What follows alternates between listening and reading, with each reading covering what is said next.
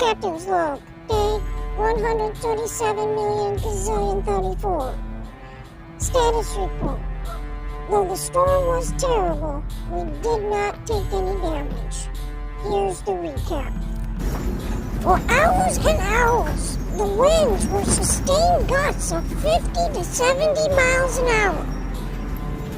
I had to stay vigilant and on patrol.